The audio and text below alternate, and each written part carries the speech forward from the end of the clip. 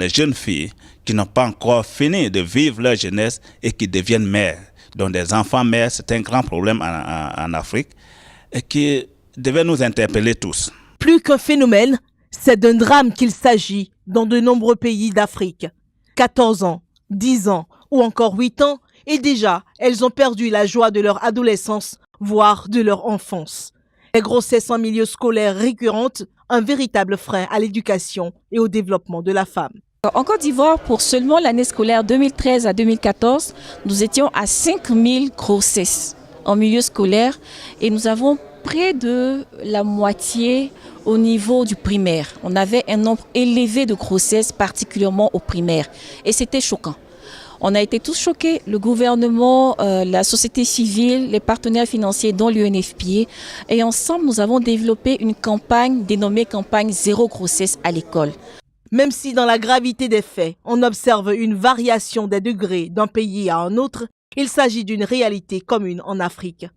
Au Sénégal, où la situation semble moins criarde, des politiques subtilement se développent. Aujourd'hui, ce qu'on voit, c'est qu'il y a un débat au Sénégal qui est sur, par exemple, l'éducation, je ne dirais pas sexuelle, mais au moins la prévention à la grossesse pour les collégiens, mais également de voir comment mieux assainir pour ne plus avoir à faire face à ces problèmes qui sont des problèmes récurrents. Chaque société ou bien chaque pays a sa culture et c'est par rapport au contexte, que ce soit le contexte religieux ou bien que ce soit le contexte culturel, qu'il faudra donc traiter les questions unanimes. En Côte d'Ivoire, la campagne Zéro grossesse à l'école porte déjà ses fruits. Le ministère de l'Éducation donc a lancé cette campagne Zéro grossesse à l'école et la prise de mesures de sanctions à l'encontre des auteurs de ces grossesses. Et en une année de mise en œuvre de la campagne qui a couvert tout le territoire national, nous avons noté une réduction de 20% des grossesses en milieu scolaire et la réduction avoisine les 60% au niveau primaire. Et aussi, nous travaillons avec les institutions pour mettre des programmes et des lois ou des facilités pour protéger ces enfants. Parce que quoi qu'on dise, la fille qui tombe en grossesse en milieu scolaire, elle n'est pas seule. La fécondité, comme on dit, comme le tango, ça se danse au moins à deux.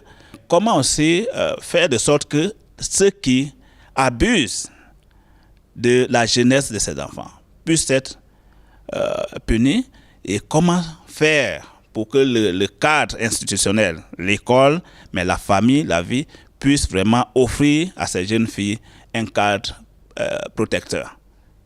Pour un bon rendement de toutes ces mesures, un état de veille des enfants, des parents et des autorités politiques est requise.